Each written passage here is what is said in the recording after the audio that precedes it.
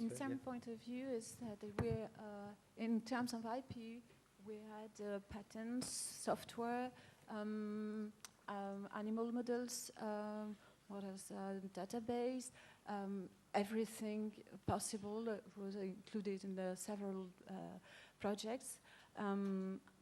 Obviously, there was discussion, negotiation, but we generally found a way to negotiate and to find terms rather balanced. Sometimes it was a bit difficult, but sincerely, there was room for negotiations. We tried all to find a common interest for each stakeholders, really. And obviously, it was a bit time-consuming because there are stakes, but clearly we negotiated, and in the different testimony here clearly there's no real problem for the moment in implementing the project, exchanges, IP, know-how, and everything. For the moment, it makes around 1 year for the first projects which are running now, and wait and see, but the negotiations are closed and the programs are now operating.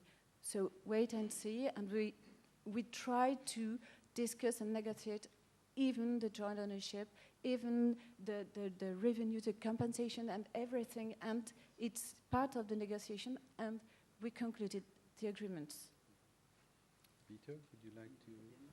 Yeah, I think there are, in these collaboration, there are really, as mentioned earlier, 3 types of IP: background, foreground, and sideground.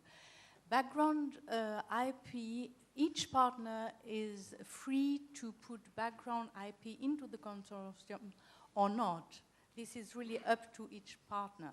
So you decide what you want to do. Now, the issue that can happen is with the foreground.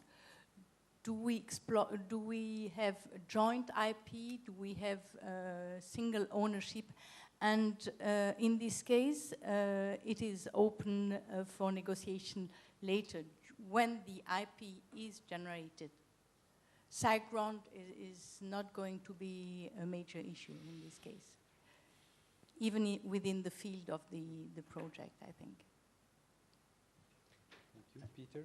I think to give you an experience, at least from one project, the pharma companies actually, in general terms, didn't provide in that much background IP. So don't think about that pharma will come with, 100 patents and so on. That's actually not the case. What we have only encouraged was, please, every participant, define your background. It's actually the other way. Please, please, please make sure that you have defined your background before you go into the project. And we were actually advising some academic partners how to do that. And what it was in our case, was mostly in vitro models or cell lines, not so much databases, but in vitro and in vivo aspect. If I may ask you a question here, because you say, okay, please identify your background, what we hear from some academia, it's that to identify the background might give rise to problems and might, impose you some obligation for the future. So I would like to know, for example, from the Inserm point of view or other academics, how they deal with this question of background identification. For background identification, it was progressive. In fact, we defined it with the implication, the negotiation, and we adjusted the list for each project agreement. Sometimes we were frightened to discover too earlier the background we wanted to involve in a project, because sometimes of problem of issues of protection, and we were a bit reserved on the matter. But during the negotiation, most of the time a list was established. Perhaps was it a minima possible, but we may update for our security mainly, we will probably update the list in the course of the project, just facing the reality of the project, and once more, for the self-protection of the background, of the entity owning the background. I think this question is interesting because you will see that identify your background. Indeed, you will be bound by some obligation, but also it offers you very interesting opportunities. So you have really to look at the balance there. Martin, I think that you made a statement, but I was told that there was also a question that we didn't answer. So could you go back to your question? Yes. Well, I'm part of the FPA, so my main concern in a topic like tuberculosis, which is a very small world, is that at the end, the people we collaborate usually end applying and they get into a winner consortium. And we don't get out of the box thinking, we don't get groups who are not in the TB world, who can come with innovative ideas, breaking the dogmas. So we're coming here for innovation. And if we end in a situation like that, it could happen some of the FPA companies, some of the members wants to drop. We are fully committed to this, but I just want to be in the worst case scenario to see what could happen. So my question is, if we end with an applicant consortium, we start discussing, and we feel there is not enough innovation to be completely successful after 5 years of investment, or 6 years, on removing that bottleneck, what will happen? Can we enter into a second cycle of application? You know, from the rules, the answer is yes. But I want to be very clear here. I think that the companies made a proposal. We are discussing this. We have a scientific committee. So at the end, we think that there are indeed in Europe the right people to address your needs. We select the best expert to select the best scientists, the best consortium. So we anticipate that at the end, indeed, there should be indeed a way to develop the full project proposal. Again, legally speaking, if this fails, we can go to number 2. But at least from the executive office, we will only consider if indeed unforeseen circumstances appear. And I think that basically we should all, from all sides, FPA and the others, come with the ideas that in principle, indeed, the merge will succeed. I think that for the full model of IMI, it's very important that we come with this spirit. Now, obviously, since these are new partners, they don't know each other.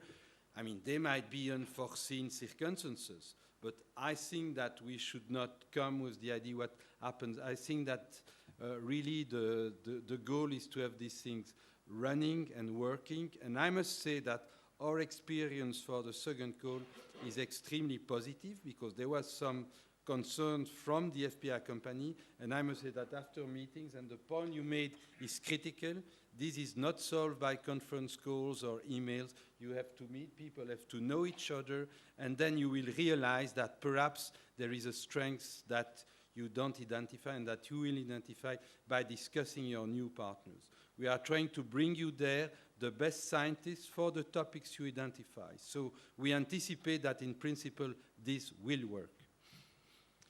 Okay, thank you for reiterating the question. May just Yeah. I just had a point. When entering into an IMI project, IP is a stake, clearly, and I would encourage the academia to use their, as I stated earlier, their own network of SME. They well known them, and the academia are not always the best for the exploitation, the direct availability of the tools developed and validated in the project. So the place and the management of the IP is also integrating this point, this foreseeable exploitation at the end, upon termination of the project. And this is very, very important to have a strategy to build it through the negotiation and not necessarily wait for the end of the project to prepare this part. So I mean that direct exploitation maybe have sometimes been forgotten in the first call negotiation, and we mainly focused on research use problems, but I think it was sometimes missing to focus more on the aspect of direct exploitation. And then the aspects of IP, background, access rights may change completely in the perspective of the direct exploitation, which may be dealt completely integrated in the project management, in fact. But again, to be clear, those questions, if they are extremely important after stage 1 in the preparation of the full project proposal, should not be a concern for you at this stage of the expression of interest. A question here? Yes, Van Overswijn from VIB. I understood that large pharma is contributing through contribution in kind. How do we have to understand that? And how does it relate with the fact that I just heard that there is not too much background information from large pharma coming into the consortium, and as a consequence, not sharing any IP-related know-how, etc.? I think I personally have a difficulty with this technical term contribution in kind in the project everyday life. What you really have to think about is that you get dedicated resources. That means people working from Pharma with you on this project. Sorry? Hours. Access. Yeah. Sorry, that's hours. That's where I do not understand how it is possible that there would not be background coming in, because how could they contribute experimentally, providing know-how? But you know, there are standard experiments you do jointly together, and they're performed at the pharma company or at the academic partner. May I ask to the academic partners or the SMEs if this was a problem in your particular consortium? No, it was. It's a bit difficult to answer, in fact, because at the starting of the negotiation, there was so many misunderstandings that it was not clear for everybody who participated in which way, and it was not always very clear, sincerely. But I insist, during the negotiation, we discover each other, and then we had, most of the time, list from each partner of background. Sincerely, it was, we discover each other through the negotiation, not during the preparation, but more during the negotiation. And then we have to show where we want to go, what we want to do concretely, and then it appears. But don't take the first call experience as the reference. There was a lot of conditions which were not completely managed at that moment, and sometimes it complicated the negotiation frame. So I don't think it's really a reference. I expect more experience, more reference from the second call negotiations, sincerely. Okay. Yes, there is a question there in the back. Or maybe one remark in the middle here. I think you have to have in mind always, or we have to see the overall nature of the projects. It's not the primary interest of us all in these projects to develop a specific new drug or develop a specific new method, which then can be a big market success. It's to lay the basis for the infrastructure for doing R&D in pharma jointly, better, more efficiently in the future. And astonishingly, and that's what I have to say also as a company representative, we have made it possible over the last years that the companies are opening more and more of their expertise, and it is these includes aspects that have been IP protected, or would have been IP protected years ago, and where we now see we only benefit from sharing these without restrictions. And this is what's happening more and more in these projects.